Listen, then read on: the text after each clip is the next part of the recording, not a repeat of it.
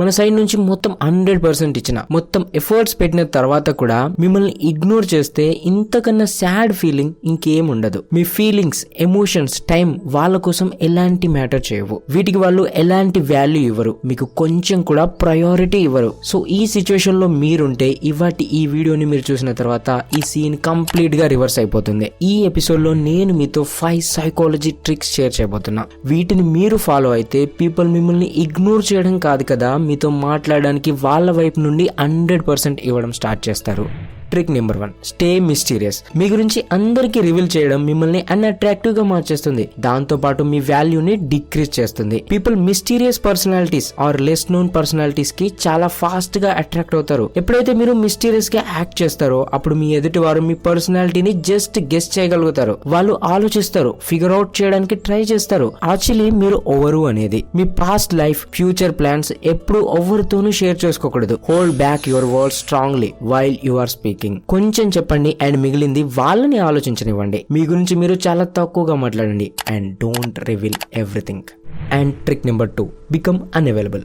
ఎవరైతే easily available గా ఉంటారో లేదా ఎప్పుడు అవైలబుల్ గా ఉంటారో వాళ్ళ వాల్యూ తక్కువ అవుతూ వస్తూ ఉంటుంది. ఎందుకంటే బేసిక్ హ్యుమానిటీ ఇలానే ఉంటుంది. ఏదైతే మన దగ్గర ఉంటుందో దానికి మనం చాలా తక్కువగా లేదా అసలు అటెన్షన్ ఇవ్వం. సో అందుకే మీరు మీ వాల్యూని చూపించాలి. మీరు ఎప్పుడైతే అవైలబుల్ గా ఉండడం తక్కువ చేస్తారో అప్పుడు మీ వర్త్ మీ ఎదుటి వారికి అర్థమవుతుంది. ఎప్పుడు కూడా ఫ్రీగా ఉన్నట్టు మీరు ఎవ్వరికి కనిపించకూడదు. లైక్ ఎలా అయితే టెస్ట్ వస్తుందో వెంటనే చూసి రిప్లై చేయడం. ఇది వాళ్ళని ఎలా ఫీల్ చేస్తుందంటే మీరు వాళ్ళ మెసేజ్ కోసమే ఎదురు చూస్తున్నారు అని. ఇలాంటప్పుడు మీ వర్త్ వాళ్ళకి అసలు ఏమీ అర్థం కాదు. ఎప్పుడు కూడా మీ టైం అండ్ అటెన్షన్ వాల్యుబుల్ గా కనిపించాలి. ఎలా అంటే మీ లైఫ్ కేవలం ఒకే పర్సన్ చుట్టూ తిరగట్లేదు. మీకు పనులున్నాయి, మీకు ఓన్ ప్లాన్స్ ఉన్నాయి, ఓన్ గోల్స్ ఉన్నాయి, ఎంజాయ్ చేయడానికి చాలా వేస్ కూడా ఉన్నాయి, మీరు బిజీగా ఉండడానికి చాలా రీజన్స్ కూడా ఉన్నాయి. ఇలా మీ ఎదుటి వారిని ఫీల్ చేయాలి. మీరు ఎప్పుడు అవైలబుల్ గా ఉండడం వల్ల ఎదుటి వారు ఏమనుకుంటారంటే మిమ్మల్ని ఎప్పుడు కావాలంటే అప్పుడు కనెక్ట్ అవ్వచ్చు అని. ఎప్పుడైతే మీ ఎదుటి వారికి ఇష్టం ఉంటుందో అప్పుడు మాత్రమే మీతో మాట్లాడతారు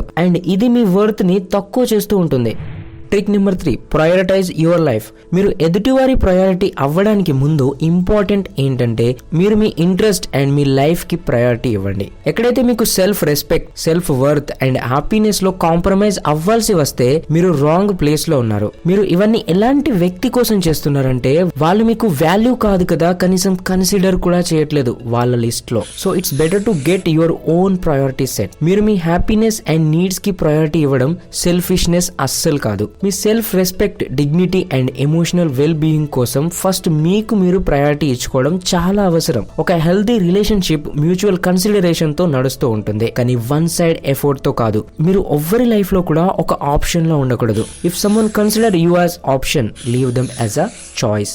trick number 4, don't start conversation. ఒకవేళ ఎప్పుడు మీరే ఫస్ట్ కన్వర్జేషన్ స్టార్ట్ చేస్తే, మీరే అడుగుతూ ఉంటే, మీరే కన్వర్జేషన్ లాంగ్ టైం వరకు తీసుకువెళ్ళాలి అనుకుంటే అండ్ అప్పుడు ఎదుటివారు జస్ట్ రిప్లై ఇస్తున్నారు, ఎలాంటి ఇంట్రెస్ట్ చూపించట్లేదు, సో అప్పుడు దీన్ని ఆపేయండి. Stop being so attached. ఇది మిమ్మల్ని వాళ్ళకి డిసిపరేట్ లాగా షో చేస్తుంది. వాళ్ళ దృష్టిలో మీ వాల్యూ 0 అయిపోతుంది. ఎప్పుడు మీరే ఫస్ట్ కన్వర్జేషన్ స్టార్ట్ చేయాలి అనేం లేదు కదా. కన్వర్జేషన్ ఎప్పుడు కూడా బ్యాలెన్సింగ్ గా ఉండాలి. ఈ 4th ట్రిక్ మీకు ఏం చెప్తుందంటే మిమ్మల్ని మీ ఎదుటి వారు ఫార్గెంటెడ్ అని అనుకోకూడదు. సో ఇలా చేయడానికి మీరు ట్రై చేయండి.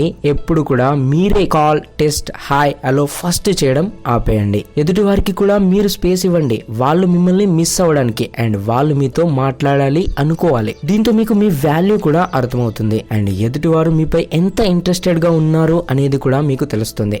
Trick number 5, stop being emotionally attached.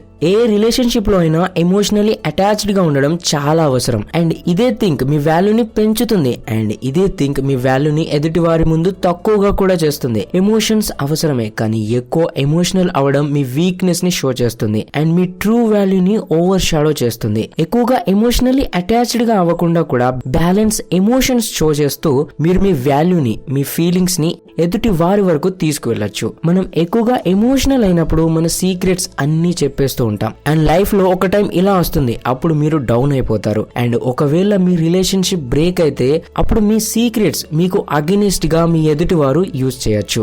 So ఎప్పుడు కూడా మీరు ఎమోషనల్ అయిపోయి మీ కంట్రోల్ని వాళ్ళకి ఇవ్వకూడదు. సో ఫ్రెండ్స్, ప్రతి ఒక్కరికి మీ గురించి చెప్పకూడదు, ఎమోషనలీ డిపెండ్ అవ్వకూడదు, ఎమోషనలీ ఎక్కువగా అటాచ్ కూడా అవ్వకూడదు. అండ్ ఇవన్నీ కూడా ఒక high value personality person follow అవ్వాల్సిన ట్రిక్స్. సో ఈ వీడియో ఎలా అనిపించిందో కామెంట్ చేసి, వీడియో నచ్చితే లైక్ చేసి ఛానల్ని సబ్స్క్రైబ్ చేసుకోండి. అండ్ పక్కనే ఉన్న బెల్ నోటిఫికేషన్ని ఆల్ పైన పెట్టుకోండి. సో మనం ఆల్మోస్ట్ 10,000 సబ్స్క్రైబర్స్కి దగ్గరలోకి వెళ్ళాం. సో కంప్లీట్ చేసి నాకు సపోర్ట్ చేయండి. Thank you so much for watching this video guys.